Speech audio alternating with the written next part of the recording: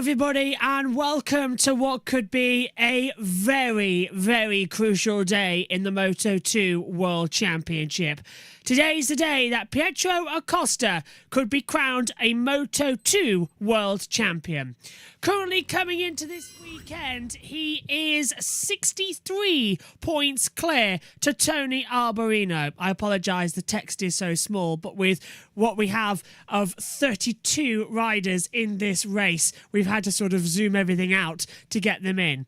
But look at that, Pietro Acosta, 300.5 points to Tony Arbolino's 237.5. We're in for quite an interesting run around. It's the Moto2 Malaysia Grand Prix then. Let's hand over to TNT. It was impressive. All those years ago. Golden boy. Good, hey. And that is the dream for everyone. That said, I just don't think it's possible. It looks like Aldeguer's got such an advantage. He had half a second on them in qualifying, but it's been like that all weekend as Aldeguer. His race pace looks incredible. Of course, if you can't win, then you'd want to be second. But I don't know. I can't see Pedro Acosta risking everything to try to beat Aldeguer. I don't think he's got the pace for him. I think he will take a second, be crowned world champion, and be very happy. Well, coming into the grid there, we saw with Jake Dixon, who's going from 8th today from the 3rd row. Something not quite clicking this weekend? Well, he had a big knock on the head in Thailand. He went home and he didn't feel well for quite a while. He's had some tests and all that. Like, he won't mind me saying this. And he's not been majorly off it. He's been relatively close, but qualifying again didn't go according to plan for him. So that puts him back on that 3rd row, and then it makes the job even harder for him. But as far as his race pace goes, it doesn't look bad. He seems relatively upbeat with some earlier. Yeah, because he started the weekend well, didn't he? He did. He started the weekend really well. So yeah, let's hope he can get a good start. It's just that technical first part of the track, Susie, turn 1 and 2. It's such a roadblock. It's that weird cut back, tight, weird sort of chicane, drop off. Easy to get knocked off. All I can say is, if you start in the middle of the Moto2 package, you've just got to dive up the inside and be aggressive. Well, I'll tell you who is in the middle of the Moto2 package. Sam Lowes is going from 11th, and Rachel's with him now. Sam, I'm just going to jump in here. Of course, starting 11, not that happy with qualifying. It's a bit like the countdown is on now for your season, for your time here. You said on social media, let's see what is possible, though, in the race today. What's possible for you? Yeah, it's always a complicated track here in Sepang. It's a difficult race. It's one where you have to really manage the grip. The grip drops a lot, the temperature is high. So, yeah, it's not one where I've had great results, so I'm hoping to change that with probably my last run here. So, yeah, looking forward to the race. I think we should try, target and fight for top 10, top 8. Much more than that, I don't know. But here, you've got to get off the start, get in the group, you be smart, and like I say, try and save some tyre, some energy for the last 3 or 4 laps. So, let's see what we can do. It's super hot, 50 degrees. Good luck, Sam, for later on. Thank you. What have you made of Sam this weekend, Sylvain? I don't know. When I look at Sam, I think he's. If I was him, I'll be really already thinking about what's coming up next year. I know. I was going to say that, but I didn't want to be rude. I couldn't help myself. No, this is just the truth, because Sam has had some great times in Moto2, and we know how hard it is to be competitive in that category. And I mean, don't get me wrong, 11th on the grid. He's had to stick his neck out and take some risks to do that. But I still think that if that was me anyway, I would be thinking about it, and that would be at the back of my mind, and it's not easy to perform like that. Yeah, it's fair. I think it's fair to say he's had his head turned. Yeah, that's the reality of it. You know, he's looking elsewhere now, I think. That's how I see it. I think he's already focusing on superbikes next year and getting on that. By the way, can't wait to see him on a superbike. I think he's going to be amazing. He will go well, definitely, and the Pirellis will really suit his style. We're just looking at shots there of Aaron Canet is going from the 2nd row, but of course he's got that long lap penalty that you received yesterday for crashing under yellows. Yeah, he's crashed a few times as well, but crashing under a yellow is not acceptable. You know, essentially you're coming into a yellow flag zone, there's lights, there's flags, that means there's marshals on the track, of course there's a rider down. For you then to crash, unless it's a strange wet condition or oil, it's not acceptable. So yeah, he's got the long lap penalty, and rightly so. He's lucky he's actually only got that. I thought he might have been slightly stronger for crashing on a yellow flag, like starting at the back of the grid or even starting from pit lane. But he's in that fight, let's not forget, with Jake Dixon for 3rd in the championship. It's really important, is that there's quite a few of them in that fight. Well, let's pop down then to speak to Jake, who's with Rachel. He's going from the 3rd row. Well, it's been a tough time for Jake Dixon of late. He's had an injury. Of course, Fabio Quartararo's just come down here and he's got his mate Danny Buckham from BSB. I'm going to ask Jake a quick word. Obviously, a tough time. You said you wanted more from qualifying, starting in 8th. What have you got today? Obviously, you've changed quite a lot this weekend already. Yeah, we've changed a bit for the race, so yeah, let's see what we can do. Nervous for this one because I've not finished the last 2 races, so want to get into my rhythm, do my thing. I'm here, I'm fit, I'm ready, and let's see what we can do. As always, we're behind you. Good luck, Jake. I don't like it when he's nervous. No, but do you know what? And I know Sylvain will totally agree. But you're standing there on the grid and track temperature's nearly 50 degrees, ambient temperature feels like 40s, you've got your leathers on, you know what you've got ahead of you, you feel anxious. And he's right, he's crashed in the last couple of races. But just a prospect of what you've got coming up, Sylvain, it's a horrible feeling, isn't it? Yeah, this race physically is extremely hard, you know, and the dehydration takes its toll. So all the riders there are going to be suffering a lot, even in the smaller categories like that. The bikes are still really physical. Yeah, absolutely. Right, let's go down to pole position then. Firmin Aldeguer, let's find out what he's thinking about. Firmin, I spoke to you on Thursday and I asked you if you could go fast around here. Yeah, you've gone half a second faster than everyone else. Are you able to keep that up for 17 laps? How difficult is this race going to be in all the conditions we have as well? Yes, it's very important today start on the pole position because the race for sure was were very hard, no, for the hot condition, but nothing. We will see during the race. I want to push very hard the first 5 laps. We will see during the race. You're in great form, so good luck for later. Looking so strong this weekend, Firmin Aldeguer. But really, a lot of eyes on Tony Arbolino, the only man that can stop Pedro Acosta today. He's going from the 3rd row. He was the winner last year. Do you feel like he can get up there on the podium? Yeah, on the podium, yes, definitely. But not the win. He's very good, Tony, in the conditions like this where it's a bit greasy, and that's why he won the race last year. So the pace, you know, we've seen that in Moto3, you know, much slower than the lap times that we've seen in qualifying. So it's all about managing that grip, managing that tire, managing the physical side of it. And Tony's got today, Arbolino's definitely got a podium in him. It's just going to be tough to go and beat Aldeguer because Aldeguer looked so good and he's on such a good roll. It's difficult to go and beat a rider like that, you know, when he performs and has a very positive attitude. So let's wait and see, but podium on the cards, yeah. Jumping to the front row, then Manu Gonzalez is with Rachel. Manu, I was having a little bit of research. You said you struggled at the beginning of the weekend, obviously on the front row, which you said surprised you. From this position, what can you find in the race? Yeah, yesterday qualifying it was also a surprise for me, but I know why, because we changed the setup of the bike and I continue to push because last year this weekend was good for me. And I think today it can be a great day for me. We have just to start to do a great start and stay in the front and try to not overheat the tires and finish with the good pace possible. Time to convert those great qualifying positions. Good luck. All eyes, though, on Pedro Acosta here. Will he become the Moto2 world champion? A top 4 finish, no matter what happens with Tony Arbolino, will do it.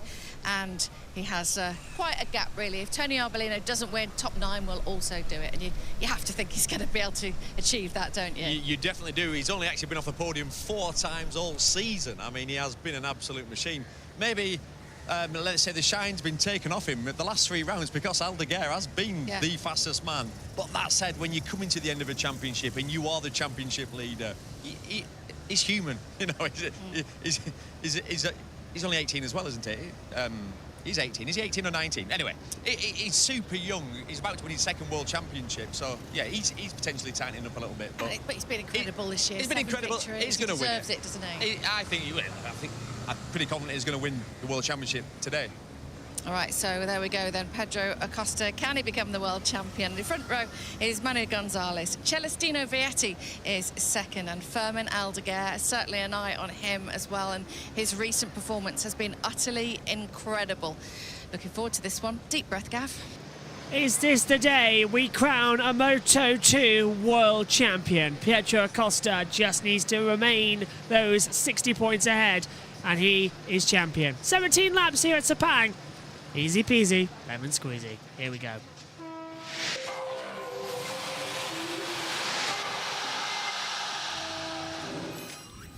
Welcome to Malaysia and Sepang. Femi Nayagura on pole position, then it's Justina Vietti and Manuel Gonzalez. The second row sees Aaron Canet, Marcos Ramirez and Pietro Acosta, who is match point in the championship. Aaron Canet has a long lap penalty though for crashing under a yellow flag in qualifying number 2 yesterday. 7th on the grid sees Tony Alberino, just got to get ahead and bring that gap down to 50 points. He goes on for another week. There's Jake Dixon ahead of Somkat Chancha, Joe Roberts, and then Sam Lowe's and Sergio Garcia lining up 12th. Ayagura's 13th, Barry Boltus is 14th, and Alonso Lopez, Albert Arenas, Tiger Hadar alongside Philip Salak in 18th. Dennis Foggius 19th alongside Sonta van der Goldberg. There's Jeremy Alcoba, Bo Ben Schneider, Alex S. Craig alongside Lucas Tulovic, Azan Guevara, Rory Skinner, Sean Dillon Kelly, Corton Nozane, Aroy's Azura as well. And it's Mattia Cassidy, Helmin Asman and Darren Binder starting 32nd on the grid after a horrible crash yesterday in practice. Saw him miss qualifying as he was taken to hospital. 32 riders on the Moto2 field. It is the biggest of the season as they venture out on towards turn number 1 here on the formation lap. Craig says, how do they determine the track times as there's sensors on the bike at the start and end line? There are 4 sectors around the track. Sector 1 takes us through turns 1, 2 and 3. Then sectors 2, turns 4, 5, 6 and 7. And then sectors 3, 8, 9, 10, 11, 12, 13. Sectors 4 takes us through 14 and 15 up towards the start line. That's how you can determine on the track. You see on the track map below us here on the YouTube and Twitch stream, those red dots, those are the individual sector times. And around the lap, they pick up the bikes, the sensors on the bikes, and they go around on the GPS systems and the trackings. And then eventually that determines the running order. So that's how it all works out. Hopefully that answers your question. Let's check in with Michael Laverty and Gavin.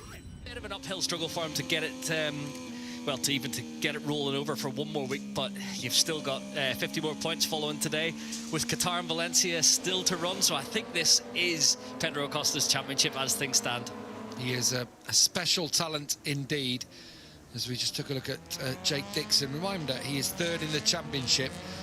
Aaron Canet is 13 behind, but Canet, we saw before, silly yesterday, crashing under a yellow flag. In fact, Celestino Vietti almost gave him a slow hand clap when he saw him join him in the gravel at turn 4. It was, well, I was going to say uncharacteristic, but Aaron has made mistakes when he's not under pressure. But yeah, that stage of the session, I don't know if he's hit the brakes, not realised it was a yellow flag zone in there a little bit fast. And turn 4, it does go uphill. You put a bit of load into the front tyre. We've seen a lot of front end crashes into there this weekend, so Aaron will be going around that long lap. Is that Aaron testing it on this warm-up lap? No, it's one of the... I think it's Pedro Acosta just going the long way around. He wants to arrive at the grid later than anybody. As he passes them all down the straight. He would be the 2nd youngest intermediate class champion behind Danny Pedrosa, one of his heroes. But simple as, all he's got to do, 14 points. That's all he's got to be ahead, and we'll keep you updated throughout the broadcast as to where he is. Right now, he's champion, ahead of Pedro Acosta. Acosta's got to win this race and ideally take a championship. He lines up 6th on the grid, but that's only 3rd, technically, on the outside row of the grid. They line up then in the staggered formation, 3 by 3 on the grid. It will be all eyes to the lights. Here it is then. Match point, championship point on the line for Pedro Acosta. Can he be crowned the Moto2 World Champion here in Sepang, Malaysia? Green flag at the back. Femi Nayagura on pole position from Justina Vietti and Manuel Gonzalez. Lights will all illuminate Lights out, and it's a good start from Manuel Gonzalez. He'll get a slipstream down to turn 1. Coming on the inside line, Pedro Acosta already up into 3rd position. Nicely moved from the left-hand side, now coming around the outside line. In towards turn 1, Gonzalez leads. Ayagua takes it into 2nd position. Acosta takes 3rd, and Acosta might get the lead of the race sooner or later. There's a few little contacts, and that's down. Gonzalez is down in the middle of the field. Is anyone going to hit him? No, but there's a bike right in the middle of the track. Nobody hits that.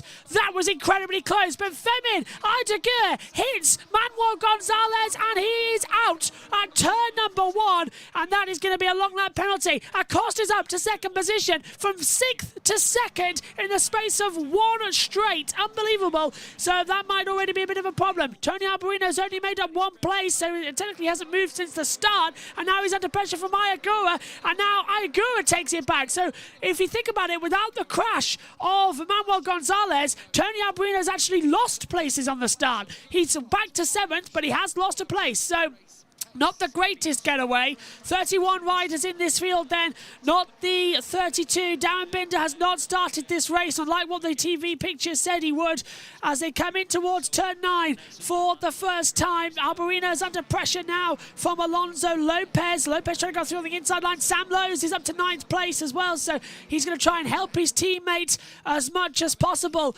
But right now, it is Pietro Acosta who is the Moto2 World Champion. He'll be further ahead in the championship points than anybody was predicting as we come through into turn 12. 13 and 14, the double right switches back up.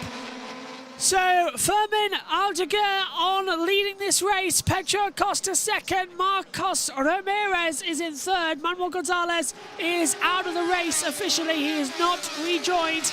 And there's Alan Canet getting officially the long lap penalty, being told on the board. I don't think he's taken it immediately, but he's gone a little bit of a battle on the inside line as well with Justino Vietti.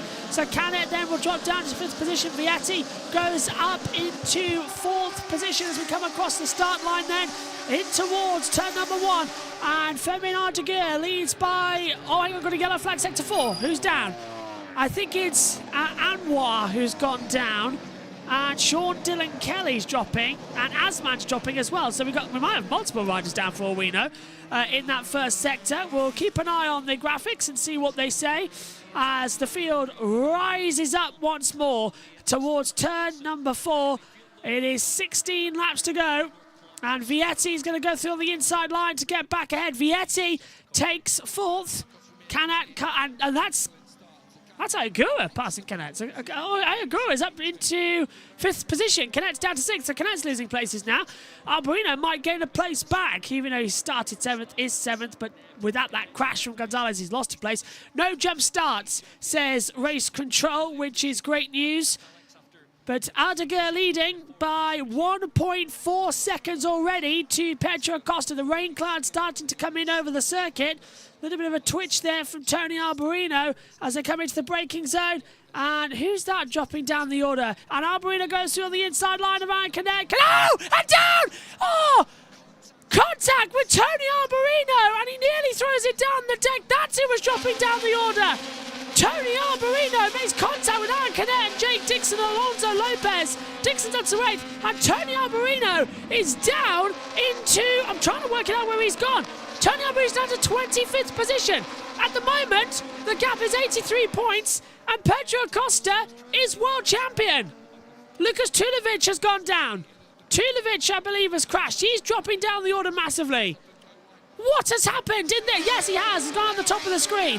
What has happened in the Moto2 race? The World Championship has turned on its head, and Tony Arbolino just getting a bit wrong. Let's go over to the world feed. This was the moment. This is Agura. This is what he does, and he just goes sideways, and Arbolino had just nowhere to go. Full racing incident. Unfortunately, Arbolino, he's getting squeezed. He's trying to pass one rider, then a bike is slowing down to the apex in front of him, so he's trying his best to avoid the rear wheel of Ayagura. Makes contact, almost takes Canet down, and yeah, that's game over in terms of championship for Tony Arbolino. But he went out fighting, so he wasn't going to just settle for his position. He was trying to make overtakes, and yeah, it just cost him today. So it was, I think, Lucas Tulovic who might have crashed out. Yep. That comes up on our screen. He's rejoined. 14.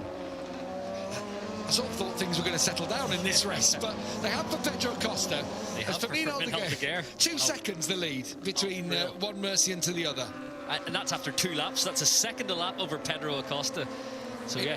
The incident is under investigation. It is under investigation. It, so we'd like to be able to judge it. So we'll wonder what the stewards will be looking at. Well, they'll be looking mainly at whether or not it's an issue on the circuit that they need to identify whether or not it was a problem, as we'll switch over cameras so I can sit down. So, yeah, I think that's what they're going to be looking for. Hang on a minute, what's happened just to Chino Vietti coming into the break? Has Vietti gone down? Yes, he has at turn 9. Vietti has gone down. So that's going to allow everybody else to go back up. Yeah, he's crashed down at turn 9. There he is, front stepped away from him. Justino Vietti crashes. Oh, there's another one down. Who's that? Who's dropped in behind? I didn't see the timing screen. There's 2 crashing under yellow. It's the 28, and it's Izan Guevara. Guevara's, now is the Royal down? For 2 to go down the same part of the track. Air temperature 33 degrees. It's not started raining, is it? No rain according to the weather forecast. That's really bizarre. Vietti loses the front mid-corner, almost gets collected by Aigura. And then Izan Guevara is going to come in. He's already lost it onto braking. That's something to keep an eye out then. If there's some form of fluid down there on the circuit. Not got anything from race control stating that fact. That's really bizarre. Really strange situation there. So Fermin Aigura leads, Pedro Acosta second, Marcos Ramirez says Vietti has rejoined the race. I wonder if the same will be for Izan Guevara. Let's have a look at the little sector times. No, he's still down there at turn 9. Just Vietti has rejoined.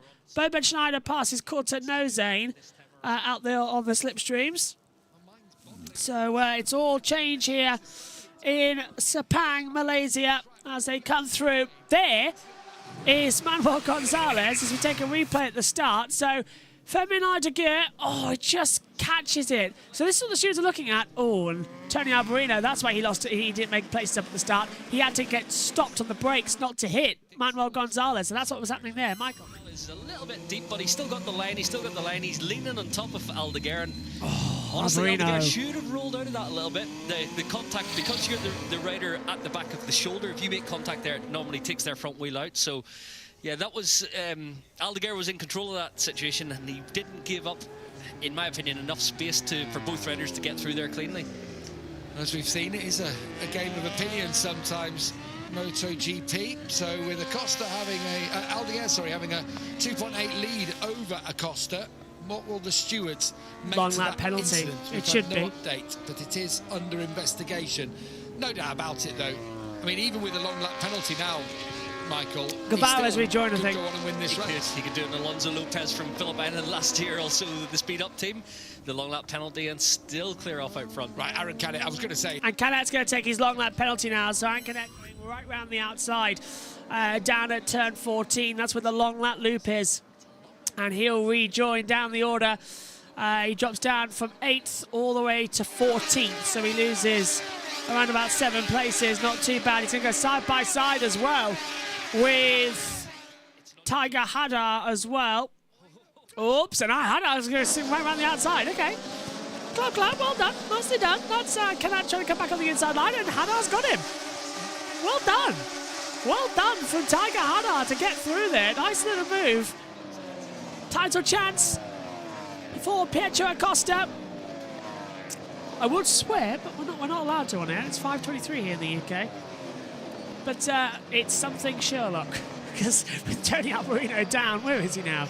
20th position, 5 points, 5 places away from where 1 point even is. This is simple. Now, will Acosta win the race? That's the question. Where will Fermin Aigura go? Will he be given a penalty by the stewards, or will they just sort of go, no, that's okay, we'll let you go, as I'll just readjust my poppy up here in the commentary box. Here we go. Will they say, no, all's fair, it wasn't his fault, we'll let it go? Or will they actually say, actually, you need to sort of back off with that, you need to be given a penalty? It's a difficult situation to be thinking about. They might change it, they might not. We'll have to see where it goes. But as the no information yet on the penalty. No, nothing. Nothing on the board just yet. Hang on, Sergio Garcia's dropped down a couple of places. Has Sergio Garcia crashed out? I think Garcia's crashed There's Arbolino going through. Now, is it turn 9? Sector 3. Sergio Garcia has crashed out of this race. Don't think it's... Is it? Oh, and there's multiple riders down. 2 down. Garcia's down. And is that... Well, who else has gone down? No Zane. So... Oh, hang on a minute. So Garcia's just dropped the front, exactly the same as Vietti. And then Corto Nozane's going to come flying at the same point. Is there something... Yeah, exactly the same crash when we saw from Vietti. Is there something down there? Is there some form of fluid down at turn 9? Because that is 4 crashes, identical. Literally, they're identical. Vietti, Guevara, all that lot, and then we get Nozane and Garcia. Yeah, there's something down there, isn't there? For there to be 4 identical crashes in the space of 3 laps. So, yellow flag's still out as they recover the bikes. Pedro Acosta now 3.3 seconds back to Fermin Aguirre. What the hell the MotoGP direction is at the moment, I don't know, because we were just looking at Corto Nozane. As we take a look then, Canat has... Oh! Canat's out! Aaron Canet has crashed out at turn 2. Marshall's there. Well, this is just getting ridiculous. Official track temperature 33 degrees. Rain's incoming, by the way. So how's Canet crashed out? He's trying to go on the outside of Jeremy Alcoba, and the front buckled when he tried that outside manoeuvre. So, yeah, he got wide at 1, switches back up to the inside at 2, but the tyre's cold and he is down on the deck. Nothing he could do there, unfortunately. That is disappointing, but we've seen it happen before. Yellow flag, sector 1. So Fermin Aguirre, there's a yellow flag zone. There's Marshall still there, and the yellow flags have come in. But there's Marshall still at turn 9. And the yellows are in sector 1 as well. I bet there's Marshall still there. Honestly, MotoGP and Dorna and FIM don't know safety at the moment. They just literally just let them all out there and don't give a single monkeys whether or not people are okay, people are safe or not. It's getting a bit silly now. It's getting A, dangerous, B, silly. Garcia's rejoined the race, but he's a couple of laps down. He's 2 laps down on the rest of the field. It's lap 6 of 17 here. About to become lap 7 of 17 with 11 laps to go at the Moto2 Malaysia Grand Prix. Fermin Aguirre leads by 3.8 seconds to Pedro Acosta. Marcos Ramirez is 3rd. Alonso Lopez 4th. Igor 5th. Jake Dixon up to 6th place. Sam Lowes is 7th. Joe Roberts is... Sonkat Chantra 7th, Sam Lowes 8th, Joe Roberts 9th, Barry Boltus is 10th, Alberto Arenas is in 11th position, and then we get Jeremy Alcoba 12th, Tiger Hadar 13th, best result of the season so far, 14th for Dennis Foggia, Philip Salek, the last points paying position 15th, and it's Alex S. Craig 16th, get me words out. Tony Alberino is 17th, so he's made up 3 places, but they've all been crashes, so he hasn't actually made a move on track yet today. So then it's Sean Dylan Kelly, Zonta Goldberg, Boben Schneider in 20th, Rory Gonzalez into the pit lane. Then it's Rory Skinner 21st, Mateo Cassidy 22nd, Helmin Asman 23rd, 24th for Azroy Anura as well. Lucas Tilovic, Tristan Vietti, Sergio Garcia, then out of the race, Gonzalez, Canet, Nozane and Guevara. But Gonzalez is into the pit lane. So yeah, that's how it's running so far. Track temperature dropping, which is never, ever, ever good news. There of Lopez Aguirre and Dixon has gained. That bump makes me nervous. It does. Because the Moto2 line is right over it. There's Gonzalez out. It seems the rigidity of the Moto2 chassis, it kicks more than Moto3. Oh, this is another view. Oh. Yeah, from that angle, you say, looks yeah. better for me for Aldeguer. Well, full credit to Tony Arbolino and the others for their evasive action there. Zonta van der Gerberg as well. Normally it's hard because you have target fixation. You look at the person on the ground and your bike automatically drifts towards them, but all the riders done so well to avoid both the stricken machine and rider. So yeah, but you can see Gonzalez immediately a wave of the hands, not impressed by Fermin Aldeguer's antics there in turn 1. Lopez from 15th up to 4th, Aguirre from 13th up to 5th. And then Jake Dixon behind, who started in 8th and obviously also had to sit up in that. Interesting news here. I was checking on my phone while I left it with TNT. Maddie Patterson and Simon Patterson, the husband and wife journalistic team as well. Maddie says, Moto3 boys were saying post-press conference that in parts there is virtually no grip on the track. Current track temperature 32 degrees in humidity Celsius, but overcast now than it was an hour ago. So the track temperature, there's track temperature rising, but there's no grip out there. Isn't that interesting as well? And Simon Patterson agreeing with me, he just tweeted 4 identical crashes for Nozane, Garcia, Vietti and Guevara. Perhaps time for someone to consider that there's track contamination. Yeah, I think it's cold in there as well. Maddie saying the same thing on their tweet run. There's Acosta, 4.493 behind Ida Gür at the moment, holding it through as we get it coming in. An interesting little race buckling under here. I wonder where it's going to go and where we're going to see this run-around race. There's Tony Arbolino. He's into the points. Arbolino's up to 14th place. The gap now 81 points. It needed to be less than 50. It's just not on, is it? It's not going to happen. Even if Acosta was to crash, Arbolino would need to be 6th or better for that. So it's not going to work. So Arbolino's going to have a go here, though, on passing Tiger Haddad towards turn 9 on the inside line on the brakes, and he's through. So Arbolino takes 13th place then. Although Haddad's going to swing around the outside line coming through turn 10 and 11, and he backs out of it. And Arbolino takes 13th place then. Lap 8 of 17, 10 to go here. I'll stand corrected in a second because Fermin Ida Gür is going to cross the line in around about 3 seconds time and change the graphics once again up here in the commentary box to a new order. There we go. It's 9 to go, lap 9 of 17. We are halfway there in the Moto2 Grand Prix of Malaysia. And it's title chance to Pedro Acosta. Fermin Ida Gür still under investigation for contact with Manuel Gonzalez. Both of the chorus Prep Go Yamaha VR46s are out of the race after contact. So Fermin Ida Gür just holding off, seeing where he can win this race. Financial backing behind him of some way, shape or form, and that opened up the door for him to join the series. But he replaced Lorenzo Dalla Porta, of course, who started there at the start of the season. Yeah, actually, forget about the changes that have happened this season. So yeah, Dalla Porta was having a tough time again in Moto2, and he's off in World Supersport on arguably one of the best bikes, the R6 of Evan Rose at the end of the season. He done okay, but I think he's just always struggled to replicate the form he had as a Moto3 world champion. It's hard to think of any more superlatives to be able to describe Pedro Acosta. I'm not saying he's riding within himself today. I think Aldeguer, even on Pedro Acosta's best day, would have given him a fair going. But he's just doing what he needs now, isn't he, to bring home the title. And Acosta's going places. He's going places indeed. Can't wait to see him on the gas in the first test in Valencia. I think he'll adapt quickly, but obviously his rookie season in Moto2, he immediately was fast in test and then had a few bumps in the road. Then he was ready to win by Le Mans, which was about round 5. Did break his leg and then came back and won again before the end of the season. So I think they always say the transition from Moto3 to Moto2 is bigger than Moto2 to MotoGP. So I think he's going to adapt quite quickly, learn the electronics, learn his new engineers and how the machine works, and the tyres especially.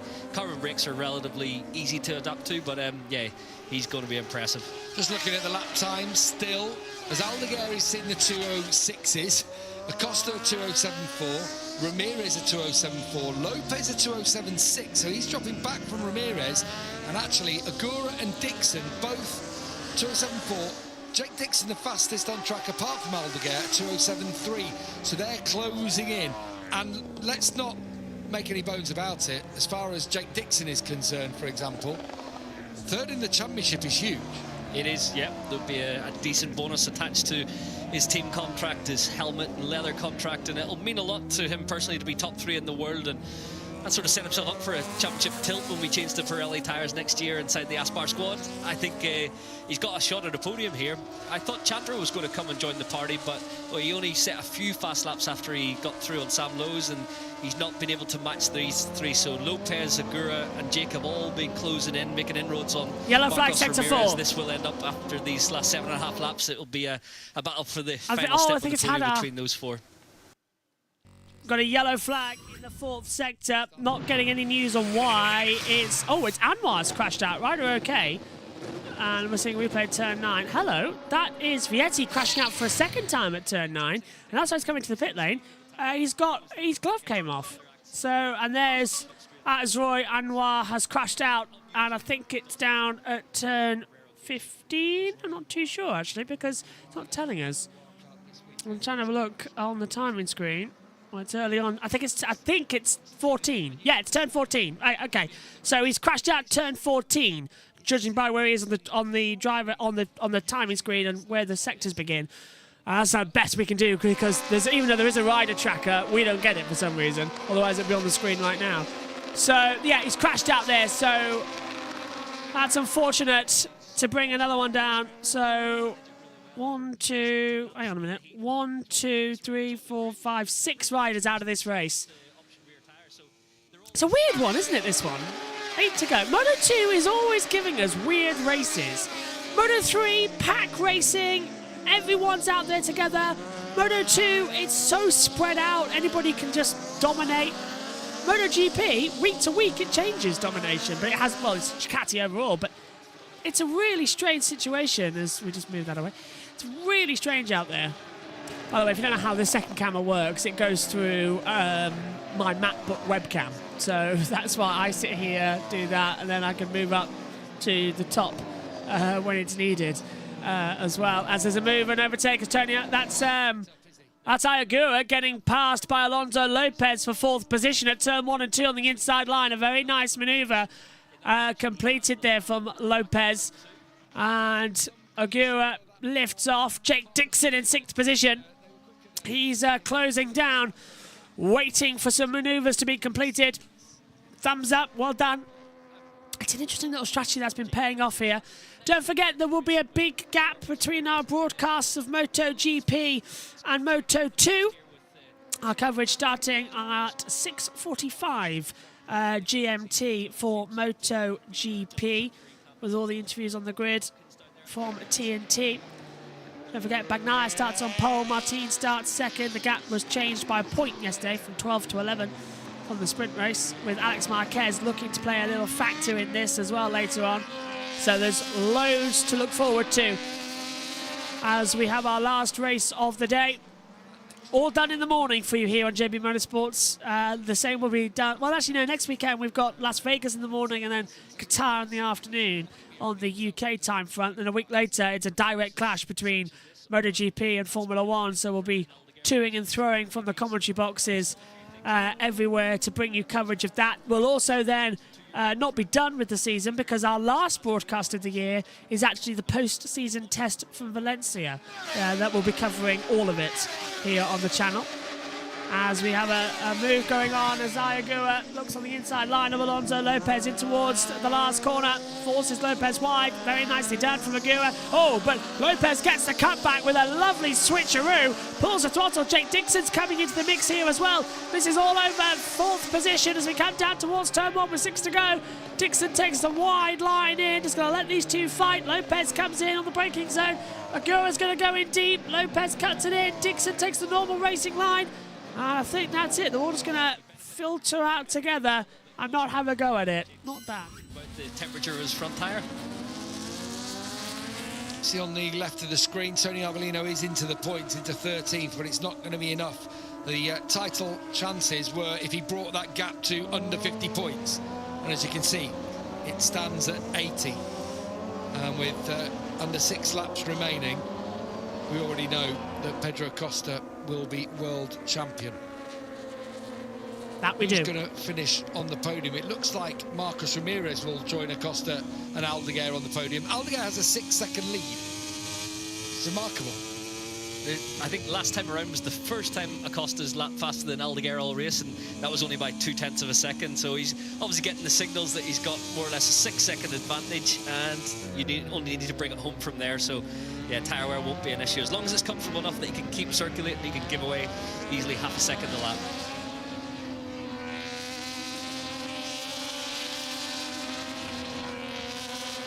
It's looked like Alonso's having a few little twitches on this lap, a bit of movement from his Bosco-Oscuro chassis, and Jake is seeing that Ayagura's put some daylight into him as soon as he's made the overtake, so Jake's getting a bit of a hurry on in this lap. Front or rear will be your problem around here, because there's a lot of hanging corners. Yeah, those ones where you're on the right side of the tyre and you're trying to get the bike to come back to the apex. The front does understeer a little bit on the way in, and as soon as you pick up the throttle, you get a bit of understeer as well. So yeah, they'll be getting a little bit of movement and walking from the front end of the machine. They'll get the same when they tap on the throttle and on the rear as well. So everything's just moving and squirming right now. Pedro Acosta's not giving it up, you know. He's just done a 2:06 on that previous lap. It's one of his personal best laps of the race, 2:06.9. It's that next one that he's just completed, a 2:07.2. But keeping Aldeguer honest, they're both quicker than the riders behind. Much quicker than Marcos Ramirez. In fact, Ayagura is the one matching their pace now that he's broken free. And Agura will have a shot at Ramirez, I feel, before the end. Looking at the gap, 1.2 seconds, and last time around he lapped half a second more or less quicker than Marcos Ramirez. So yeah, Marcos will be getting those worrying signals on the pit board. When you see the gap coming down, you know you're just a few laps away from your first Moto2 podium, and you know it's Ayagura making inroads onto your rear wheel. Yeah, 69th Moto2 Grand Prix for Ramirez, who has won in Moto3 before, two Grand Prix victories there, but not had a podium in all those races in his time with American Racing, with Forward Racing. John Hopkins watching on. Let's have a word with Craig at the moment. He's put a comment in the YouTube chat saying, do the riders have radio communication with teams similar to Formula 1? They do not. In MotoGP, well, in Moto3 and Moto2, they've only got boards at the pit straight. That's why you see the riders all sometimes going towards the pit wall just so they can read what this says on the pit board.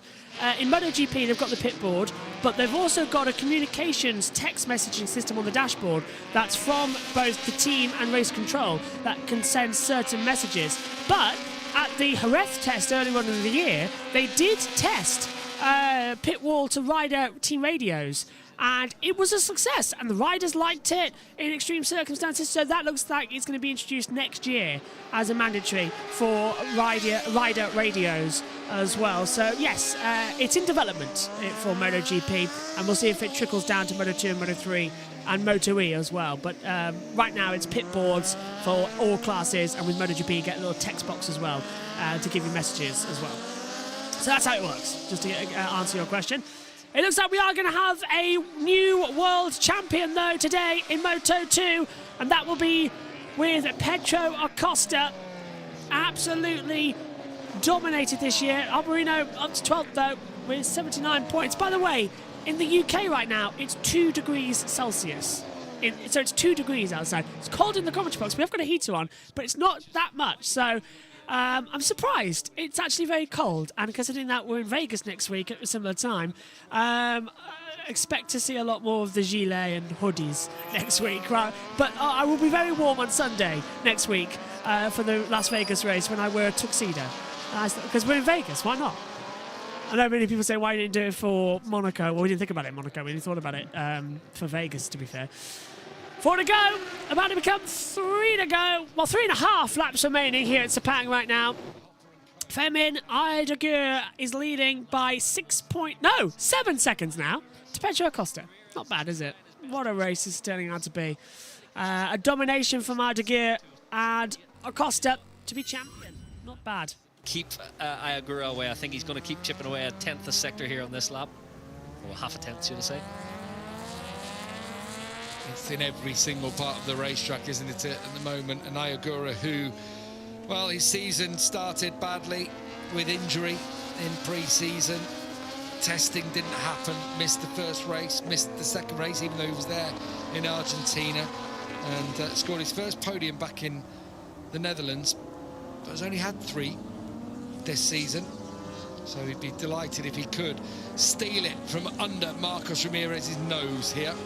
I will say Jake Dixon's not made any progress on Alonso Lopez behind, and Sam Lowe's has stayed in touch with Somkiat Chantra. Yeah, obviously you can see they've stayed within reach of this podium group, but yeah, I think I thought on that lap, whenever Ayagura passed Alonso Lopez, maybe Alonso was a little bit rattled, those few little twitches, that was going to provide an opportunity for Jake to get through, but at the moment he's not looking close enough to make an attack on Alonso Lopez at this stage. Look at that. In that previous lap, 0.4 of a second pretty much between Ramirez and Agura. 3 to go. At the front, Aldeguer has 7.2 seconds over the new Moto2 world champion in Pedro Acosta. But who will be joining the two Mercians? Alonso Lopez's front, his bike yawing through turn 3.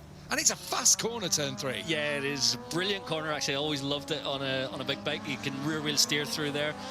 And these Moto2 bikes have enough torque to get it spinning. Quite a lot of temperature on the right side of the tyre at this stage in the race, so it'll easily light up. They're trying to control it, manage it, not spin it too much, but it does help the bike steer through there. And you've seen the pushback as the load transferred from rear to front on Alonso Lopez in the middle of the corner. Again, riding the bumps, Ayagura as already through turn 9. We see Fermin Aldeguer in a class of his own today. Number 54 is about to, looks like he's about to lap. Is that Sergio Garcia? Yeah, Sergio's still out there lapping around him. I don't think Aaron Canet picked up the Pons machine. Into turn 14.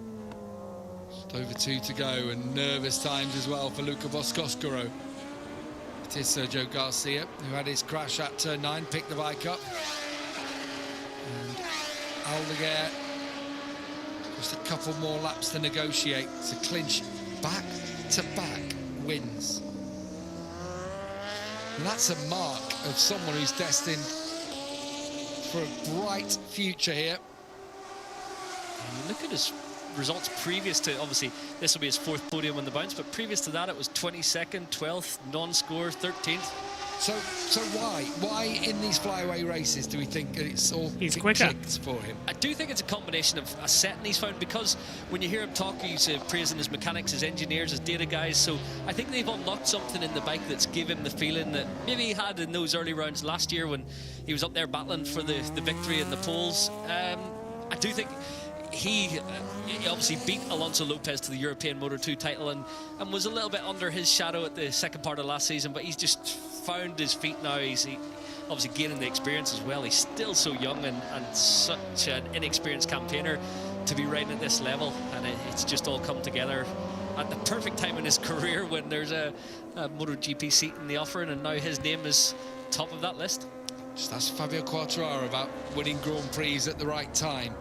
That's what took him from that speed-up team into the factory Yamaha, well, a satellite Yamaha at the time, but then on into the factory Yamaha squad. Ayagura riding right high up on the curbs now. Yeah, Agura's right there trying to have a go. He can feel an opportunity to overtake. He can feel the opportunity arising for him as we come into the braking zone then. We're into the last lap and a half to decide this year's champion for Moto2.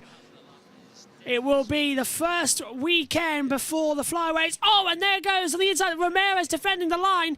And Agura trying to swing it back. Not working out just yet. Agura can't find a way through. Cracking stuff, this. As they come back in. Agura's right there to try and come on the inside line.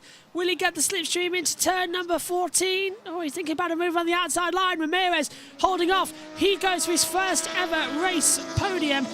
But the gap is 7.6 seconds between Aldeguer and Acosta. As Aldeguer crosses the line, it is the last lap of the Moto2 Malaysia Grand Prix, and we are about to crown a new world champion.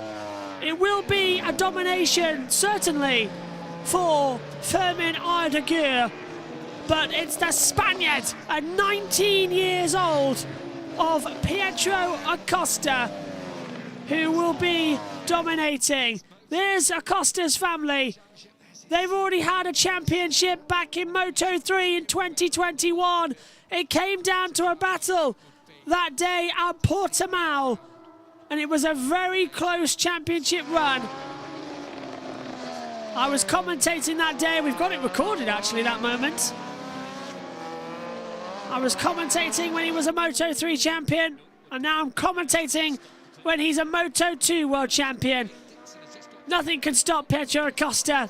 He's a champion of the future. He's going to be in MotoGP next year. Watch him fly. He is the next best thing in motorcycle racing. He is so dominant, so fast. Just remember what this season was. In the early stages, it was a to and fro between him and Arbolino, each winning a race apiece.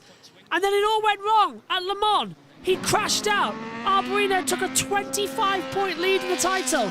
Acosta was on the back foot. He had to fight for it. And then Arbolino started making mistakes. Acosta became Mr. Consistent. He took the title lead at the German Grand Prix. He stayed in front. Arbolino slipped back.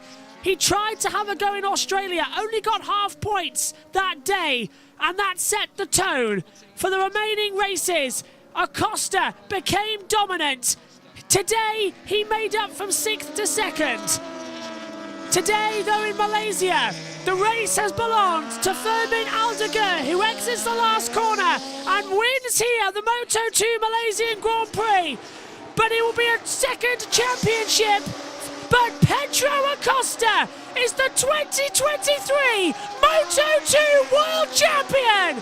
At 19 years old, he is the second youngest champion in this division, alongside that of Danny Pedrosa. He is world champion in Moto2. Pedro Acosta, 19 years old, from Spain, is world champion in Moto2. Tony Arbolino started the season in style, but loses out 77 points back. It is the 37 who takes the title by 77. Hashtag ELT1 Baron. Fantastic. Pedro Acosta is the Moto2 World Champion. His family watch on. Absolutely delighted. The celebrations can begin. Hashtag ELT1 Baron. The 2023 Moto2 World Champion is Pedro Acosta. After 18 races, he's done it. What a great race. Let's check in with TNT what they think. It is, it's one of those where you cannot fault his performance this year. He's made a few small errors, but he's been a class above, especially over the second half of the season. He clicked it up a gear, and a well-deserved world title under his belt before he goes to MotoGP. 7 wins, 14 podiums so far this season for Acosta. He's just 19 years of age, 19 years and 171 days old. I can't believe how much. There's Charlie from Alpine Stars handing over the bib to signify him being the world champion. He's just such a cool customer. He is. Never seems to get too flustered. Well, they've got a nice little array of his achievements. Yeah, over every year. So a challenging year. He was Rookie of the Year in 2022. He didn't do too badly. And as we said before, he does call himself the Shark. And there's a Shark here to deliver him with the gold trophy. Pedro Acosta is the Moto2 World Champion. And it now starts to raise in. He's been sick a little bit, actually. Get him some water. It's a very hot condition out there. He's now going to drink some water. His sister there, making sure all okay. What an atmosphere. Fantastic. Absolutely brilliant. The 37 with the 1 in the middle. The 2023 Moto2 World Champion. And he's feeling it all now. The photos come in. The Shark comes in as well. He's up to MotoGP next year. And watch him fly, ladies and gentlemen, boys and girls. Watch him fly. The dream begins back in 2012. 2020, he was the Red Bull Rookies Champion. 2021, he was the Moto3 World Champion. 2022, Rookie of the Year. And in 2023, He's the Moto2 world champion. Now he'll go up to MotoGP, and will he become a world champion? My answer, 100% yes. I've not seen this talent since Marc Marquez. He'll head back now to the paddock, and we'll start prepping for all the action with MotoGP. It's about to go. An assassin in a way, because he comes across so nice and I was going to say gentle, but he is quite a gentle approach to his racing outside of the pit box. As soon as he puts his helmet on, he goes to work with his engineers, and then when the lights go out, he's so good in the fight. He's able to overtake at will. He's got a sixth sense in terms of those around him in the last lap battles in Moto3. And then he's super fast with it. So yeah, he's got all the attributes he needs to be a success in MotoGP. Burnouts! He's been egged on there by Diego and by Gareth Harford. Trevor Morris will be back in the Extern Pro offices thinking, that's another one we might need to recondition. Doesn't matter though now, does it, for Pedro Acosta? The job is done. The title has been taken. Yeah, it's all happened in such a short space of time. Bearing in mind, in the COVID year, he was in the rookies. It is sensational. You think 2020 Red Bull Rookies Cup, 21 Moto3 World Champion, 22 Rookie of the Year Moto2, and then 2023 he's a double World Champion and wraps it up in style. And he's already moving on to a MotoGP contract. He's got a long future ahead as long as he maintains the desire. Obviously, they come in at young age and you're already at such a high level, so much expectation, and it's burnt out riders like Casey Stoner, but you know, he's not even in his 20s and he's already a factory MotoGP rider. But I think he loves riding bikes. He has done so throughout his youth at practice tracks around the Murcia region. They spend a lot of time in Fortuna and drifting R1s around kart tracks, and just loves to be out there, whether it's flat tracking and playing on motorbikes. Yeah, it was Paco Marmol, wasn't it? It was the name of his coach at a young age. As he celebrates with the shark fin that has become his little motif. It is a Spanish lockout to Murcians and an Andalusian on the podium today. Marcos Ramirez getting the maiden Moto2 podium in the end. Yeah, just holding off Ayogura. Jake Dixon was 5th across the line. Not sure, because Alonso Lopez was 22nd across the line. So he must have either crashed or run off. Don't quite know what happened, but that will help Dixon a little bit in terms of the championship. We haven't quite got the points correct on our timing screens. They've got them wrong, because they've given us the points that we have on our timing screens from before the race. But by my calculations, there was that incident with Manuel Gonzalez at the start. You got it was a bit of a firm one. We never seen the no further action come up on our screens, but I assume that was the decision from the stewards. I mean, give him a 3-second penalty now. It doesn't matter, he's still won by 4. It's true. That's true.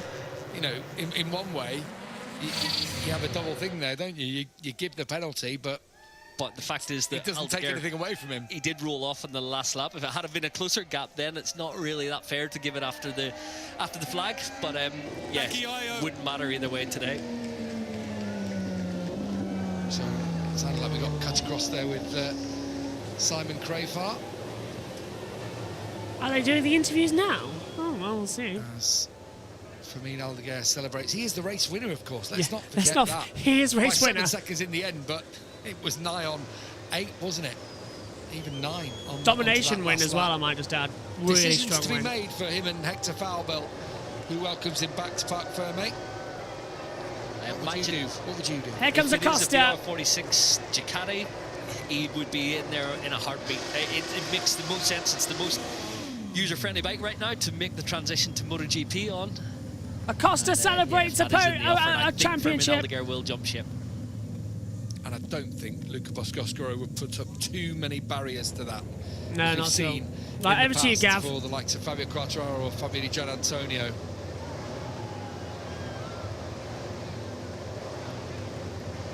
Although Diggio went to Gresini, didn't he? just as Pedro Acosta celebrates with his crew at Parc Fermé. Delighted to say he is the new Moto2 world champion, because moving up to MotoGP, you have to say in a strange fashion, how it's all emerged this year, you know, having to take Paul Espargaro's ride, who was himself was a Moto2 world champion, let's not forget. Yeah, exactly, and obviously the talk lingered on for the majority of his Moto2 campaign, and it didn't let him, or he didn't let it affect his psyche. He seemed always quite focused on the job in hand and delivering the title and hoping that KTM would sort things out. In the end, it was Paul Espargaro who had to step aside, and it seems like it's been the right choice. Obviously, for Paul, he's been injured. For Pedro, he's on the way up, and Paul is a great ambassador for KTM. Will continue to work on the sidelines as a test rider, as a wildcard rider next year, developing the project, pushing the machine forward for the likes of Pedro in the future. See down at the bottom, American Racing and Marcos Ramirez celebrating a podium there, first since Joe Roberts. Is it 2020? Yeah, I would imagine so. Yeah, I can't think of any others, but yeah, the welcome return. like his headgear. Marcos Ramirez will be speaking to Simon Crafar now. Marcos, what a wonderful job. You pushed all the way, great position, held on to third, even with Ogura putting pressure. Thank you very much. It was an incredible weekend. Thank you to the team for believing on me at the half of the season, because we made a big change. I came to American Racing, they believe in me. I pushed like hell today, and I saw Ogura was coming, and I was on the limit. So I just only need to do to defend my position. He tried to pass me the second to last. I defend well, and I'm here in the podium. It's amazing. After many times that I don't be competitive in the front and finish here, 2 races to finish the season, and I'm really happy. Huge congratulations. Thank you very much. Yeah, so he should be. First podium in the intermediate class for the Andalusian Marcos Ramirez and for the American Racing team. As he said, he knew Ogura was coming. He'd done well to defend. Whenever you've got an attack from Ogura in the penultimate lap and he's made a 1.5 second gap, you have to respond.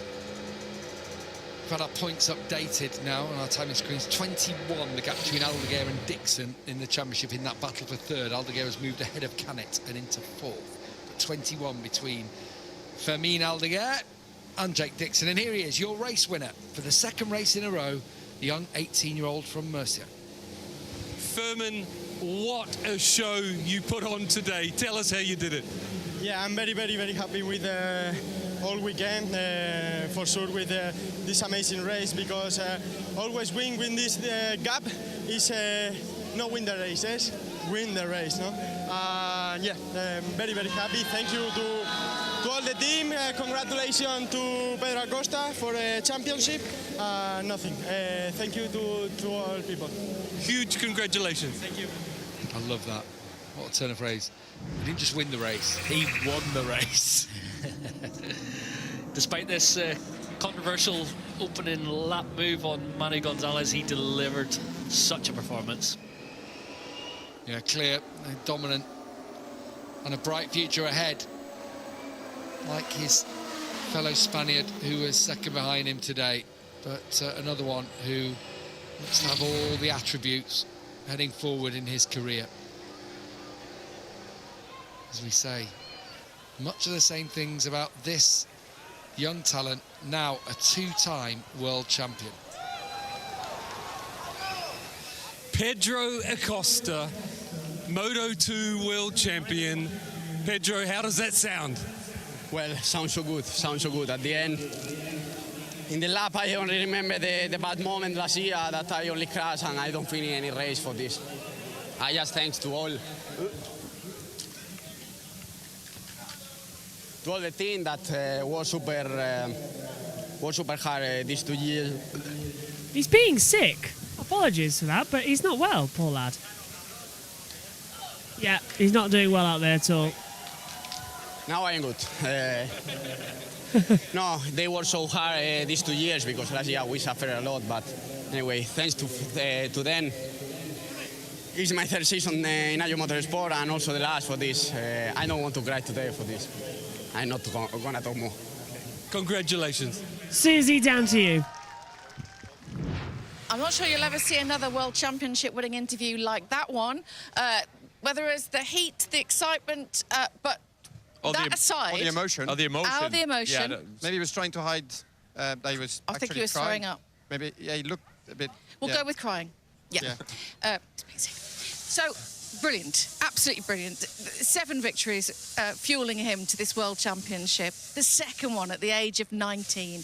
Just tremendous talent that we've got in front of us, haven't we? And the prospect of him going up to MotoGP, but he just did it all right this year. Did it all right, and you can even say, even at the end, he's done it all right, because last couple of rounds he hasn't won, but he hasn't rode over his limit. He's brought it home, another solid second place that you will never remember, but you do remember that he's world champion, and he'll be, genuinely, will be slightly annoyed that his fellow Mercian taken a little bit of shine off him, but in reality, with the way this paddock knows and feels, the number one goal at the start of the season is to win a world championship, and he's done it in style. He's dominated the series, hasn't he? And he had that massive injury, of course, last year, and he's kept himself fit this year, and that, you know, apart from anything else, it's obvious, but that is a key to getting over the line. Yeah, and you got that special talent, you know. When you look at Pedro Acosta, you look at the pedigree, you look at what he's done in so little years. I mean, that kid's got it. I cannot wait to see him on a MotoGP bike as well, because he's got that aggressive style, so I think he's going to have to dial that back in a little bit. But he's got so much ability, so yeah. Dial the aggression back. Yeah, he's very aggressive on the trial braking phase, the entry phase, and with a GP bike you have to be, because it's more inertia, you have to be a little bit more conservative there. But he's got the attack. It's a full package. So I'm really looking forward to see what he can do on a MotoGP bike. I mean, I will shoot him. World Championship 1, World Championship 2, World Championship 3, possible? Absolutely possible. And you look back at 14 in the Red Bull Rookies, he finished second in the championship as just a 14-year-old in his first year. The next year he won it, dominated, destroyed everyone, then came up to Grand Prix racing. When he's in his first year winning the World Championship at 16, he said last year injuries, but still was Rookie of the Year, even though he broke his femur and won races in Moto2, and he's absolutely destroyed him this year. Can he win in MotoGP? Absolutely he can. Will he win in his first year? I don't think so. But could he be in a position where he almost is in a position to win a race? I'm going to say yes. That's how talented he is. And he's called the Shark, but it's so lovely. It doesn't really suit him. I know on the track, it's his vista on the track. It's like Silvan, though. I mean, he goes around with that name of the hamster, you know. And it does suit him, though, especially if you see him like early in the mornings at work. He's a little hang down when he's eating as well. Have you noticed that? Yeah. Anyway, there's a World Championship just been won here, so let's get back to that, shall we, and go onto the podium to celebrate. And that brilliant win from Fermin Aldeguergo. It's all got a bit surreal, hasn't it, out here after that interview with Pedro Acosta. Do you know his other nickname? He calls himself Shaggy from Scooby-Doo, because he says that's his life philosophy. So maybe he was just getting some Scooby snacks underneath the podium. Anyway, so we get up onto the podium with Fermin Aldeguer. He's going to celebrate his second win in a row, third of the season now. Let's not forget, after that first victory back at Silverstone. Trophy handed over to the Bosco-Oscuro and the speed-up team, as we see the third place trophy handed out. First podium in his Moto2 career then for Marcos Ramirez. But the talk of the town will be Pedro Acosta, who takes the title with second place here.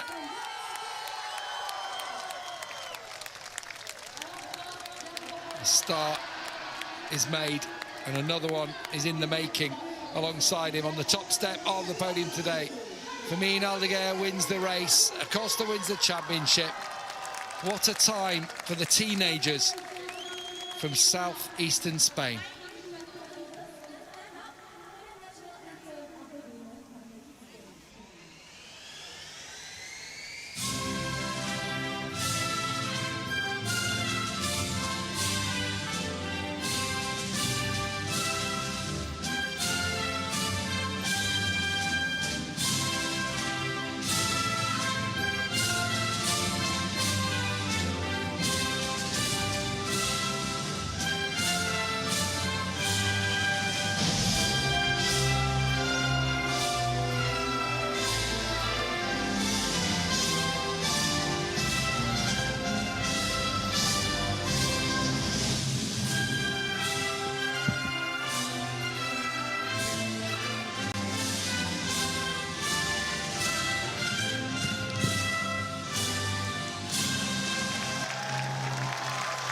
Fermin Ardiger is a race winner once again here in Moto2, but it is Pietro Acosta who is world champion. It's champagne time here in Malaysia for Moto2.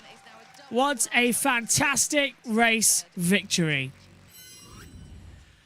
Well, my thanks to you all for joining us for the Moto2 coverage here. We'll be back in around about half an hour's time for all the action from MotoGP to kick us off as well. That title battle getting very much tasty as well. It's Pietro Acosta, though, the Moto2 world champion. Thanks for your company. We'll see you in half an hour for MotoGP. Bye for now.